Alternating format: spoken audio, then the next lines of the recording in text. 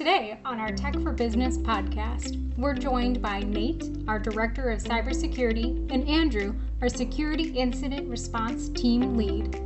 October is Cybersecurity Awareness Month, and we'll recap incident scenarios and proactive measures you can take to prevent them.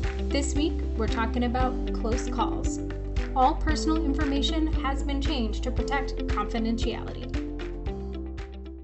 Yeah, so I guess today one of the things that we could maybe just start off talking about is just some close calls that we've seen when it comes to security incidents. Number one, we'll never say breaches or hacked unless there is an actual compromised breach or hack. So through this, one of my first takeaways is please always say security incidents for whenever you're communicating this type of stuff within your organization, because there may be legal ramifications to that.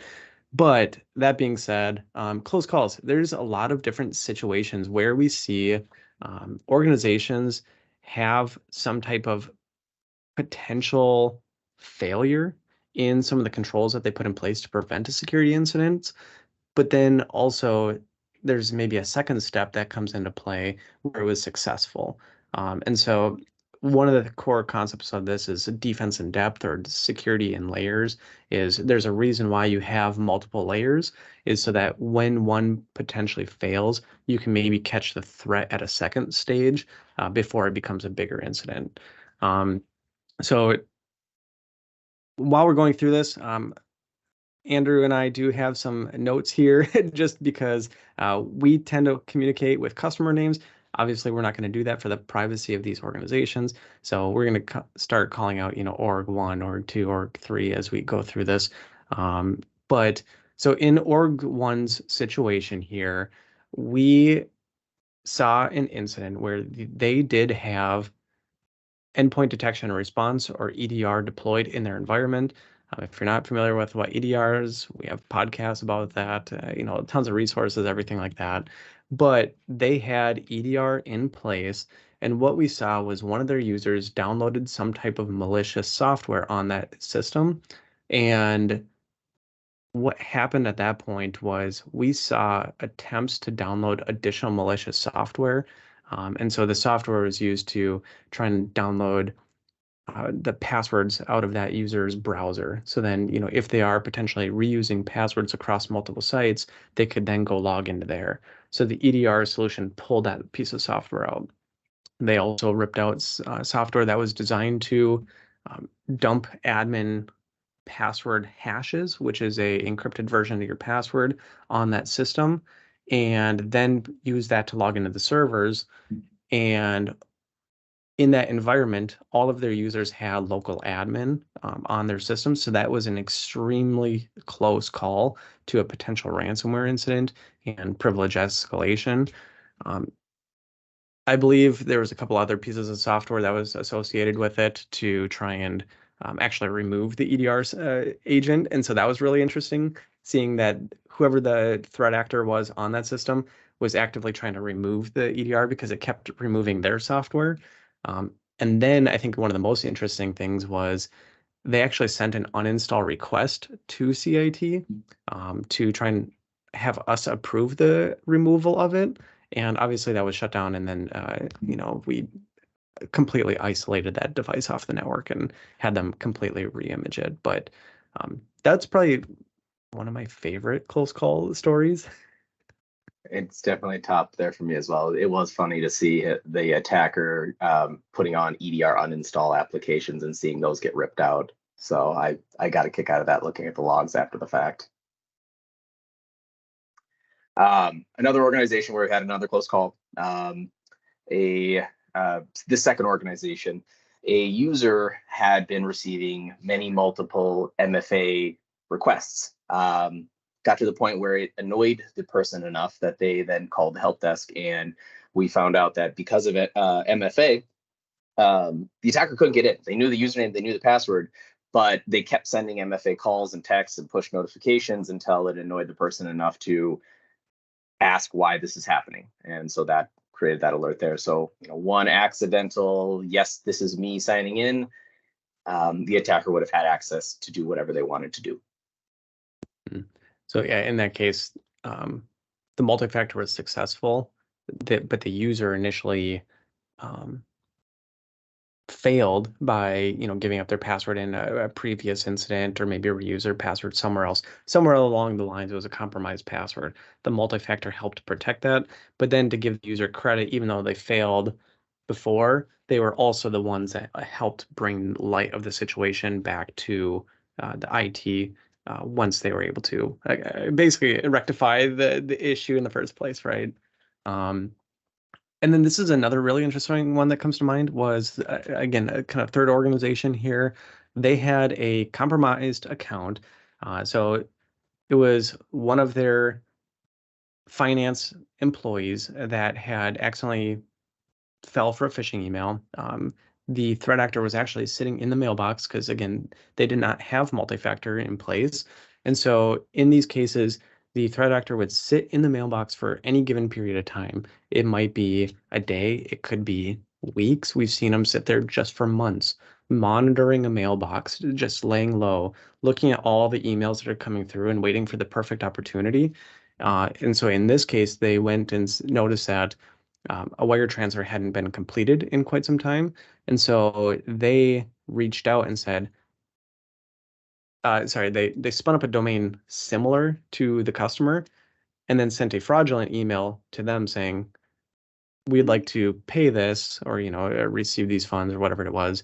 Can you please process it to this bank account because that's changed? The finance individual reached out to their internal IT and said, I'm actually concerned. I think there's maybe something going on in my mailbox. And unfortunately, that IT employee completely disregarded that concern and closed out the ticket in their environment. And then once they saw that there was a true wire transfer request, they called that company and said, is this legitimate? And they said no. Then they reached out to their IT director, who then reached out to CIT for additional investigation on that. But again, it was because they did not have multi-factor, so that failed, right? The employee, again, they gave up their password and everything like that. Attacker sat in the mailbox for a long given period of time, so there was no detection on that mailbox looking for anomalous logins or anything like that. So multiple failures along the way. And then again, the concerns to the IT that was disregarded, that was another failure. However, because that finance person had the proper procedures in place to validate that wire transfer, that was a success that made that go from a successful fraudulent wire transfer to our close call category. So That's really amazing. interesting. Wow. I'm hearing, so we talked a lot about close calls, and I'm hearing a lot of things like MFA and EDR and this human element. And as we sort of look at all of these, what are these key takeaways? What are the things that customers, and you've covered it a little bit, but what are the things that the customers and businesses are supposed to be doing so that hopefully this never happens? And if it does, they're in this close call category, non-successful. The one thing I want to add about Nate talking about that earlier is the defense in depth. I like to call it the security onion. Ogres have layers, security has layers. Quote from Shrek, I guess. It's not just one size fits all. One thing is perfect. It's going to protect you 100% of the time. You need to have EDR. You need to have MFA. You need to have other solutions in place that are going to layer your defenses, because things fail, users fail. Users are the last point of defense there. Training your users, MFA, EDR, those types of things are very important, and you can't just have one single solution. Ditto. I agree. I guess the biggest thing that I have is if you go take a look at the statistics that get pushed out every single year, the human element accounts for about 90% of all of these compromises. So as we continue to go through different situations during our cybersecurity month here, is continue to think that there is some type of human element associated with these in most of these cases. And sometimes, again, it's the employee has acts like giving up a credential or accepted some type of multi-factor push, even though the tool is in place and they failed that. And then, like I had mentioned in that last one, was sometimes the human element can also be that last line of defense, like Andrew said, of when the tools and the people kind of failed along the way, or maybe you didn't have a tool in place and everything failed up to that point, they can be that last line of defense to keep you from having a major security incident, because they are the ones that can at least notify you if a tool didn't notify you already. So to wrap up today, I'm going to kind of open it up for anything else you'd like to share. And then I'm actually going to ask a little bit of a personal question. With all of these crazy incident scenarios we're going to talk about this month, why are you both in this field of work? Like, why do you enjoy this type of work? I'll let you go first, Nate. I was wondering if you were going to go. For me personally, and something that I've seen at least across our team, is that people who work in the cybersecurity industry tend to have a desire to be a protector. So think of, maybe you're in the armed forces or, some type of, police officer or something like that. You tend to want to help and protect for the most part. Same thing applies to here. Is we like to be kind of the guardians of helping reduce risk to organizations. We just happen to be really good at technology as well. And so taking that is, we don't want to be the people that are disrupting a business or trying to impact it too much and say shut everything off, that's the most secure. We're trying to keep you moving forward, but there's a passion to keep you protected along the way, and saying yes, you can do that, but let's take additional considerations along the way. And then likewise, I think there's also just the human element, is having empathy for those that are going through a very, very stressful situation. In some of these cases, especially when we get into the true deep, ransomware discussions and everything like that, we've had people crying on the phone with us, wire transfers, crying on the phone saying, I think I might need to shut down my business. That's their lifelong work. And being able to say, you don't need to do that because we'll get you through it, right? And being able to successfully keep their businesses afloat. That is super rewarding. As far as the reason that I enjoy my job is I'm very interested in how things work, along with what Nate said, of course, because Nate, said I'm the sentimental one, I guess. Yeah. I really like to see how things work and how to protect that, as Nate had mentioned. It's kind of a protector mentality. It's crazy what people can do without a moral compass. If some of these attackers just had that moral compass, they would be amazing security professionals.